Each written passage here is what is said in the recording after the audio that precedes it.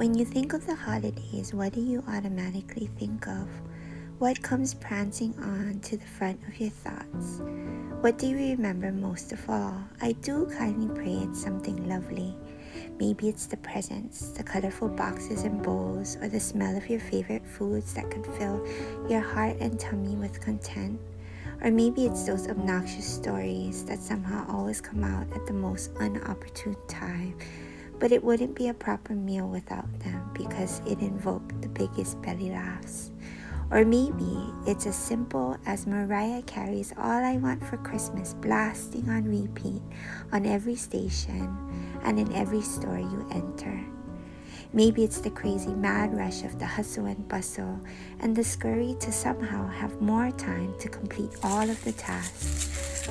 Or maybe it might be the quietest whisper of a past cherished memory that lives rent-free in your head, that likens to those old Hallmark commercials that could make you feel all the feels and somehow transport you back for just a fleeting moment to a time and place that leaves an ache in your heart to just have one more. What do you remember most about the holidays? This is one question I thought about when I became a parent, because I wish to help nurture and grow the true magic of the season that are wrapped up as beautiful moments that I know have the possibility to one day become loving memories that can never be exchanged, that feel like a hug, and despite the years that go by, will always remain absolutely just the perfect fit.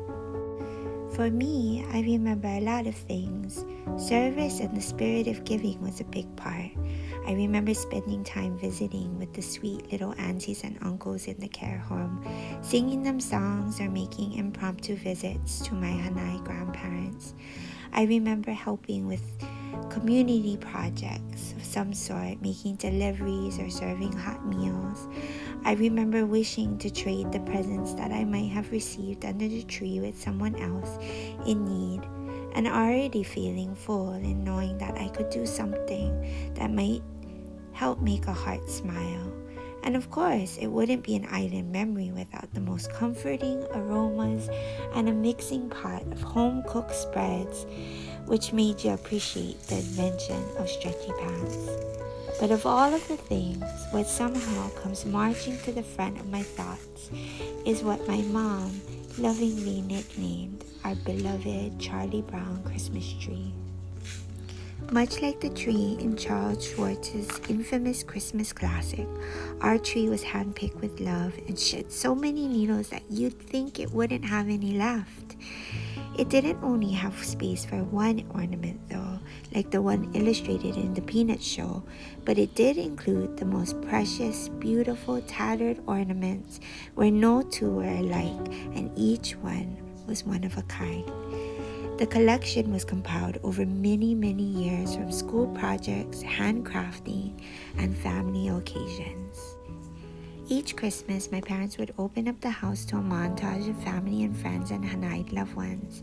They need not come with any gifts. The only requirement needed to attend was simply a handmade ornament of their own making, and it would be displayed anonymously on the stair windowsill for everyone to enjoy. Everyone was drawn in and curious to see the uniqueness, the creativity, the craftsmanship, or at least their attempt. And by the end of the night, my mom would delight in her blind judging, awarding each with some sort of little title, most creative, most festive, most fill in the blank, where nearly everybody felt like a winner, and then all of them were added to the collection on the tree. This is what I remember most. It was more than a Charlie Brown tree, or even ornaments. It was the time and thought and care that went into creating something special to share with someone else, simply just because. It was being able to celebrate, recognize, and embrace someone right at whatever level or place they were, those with frail, arthritic hands to the tiniest ones.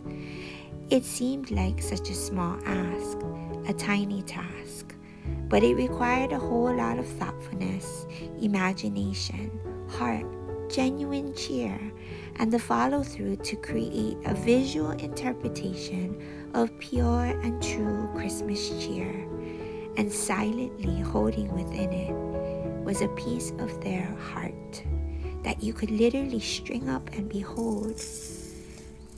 And for the most part, it was all done in plain sight, right under their nose, and sometimes without them even realizing. True magic of the season. This is what I remember most. And just like the seasons, there is a time for everything, and the collection of ornaments are no longer. But I believe that the beauty of magic is that it is much like energy. It never really goes away, it just transforms. It becomes the memories we will always hold and hang up in our hearts. And now with my children, we continue to make our own Christmas magic together as a family. It just looks a little bit different. Instead of ornaments, it's now gingerbread cookies. Rolling, cutting, baking, decorating, eating, enjoying, and sharing. But again, I know it is much more than cookies. And despite the disappearing trick at the end as they get eaten and gobbled up, the memories and the cheer will always remain. So for the month of December, Heart-Made Christmas Cheer will be our Aloha Box theme. What traditions do you enjoy at this time of year? I would love to hear more about it.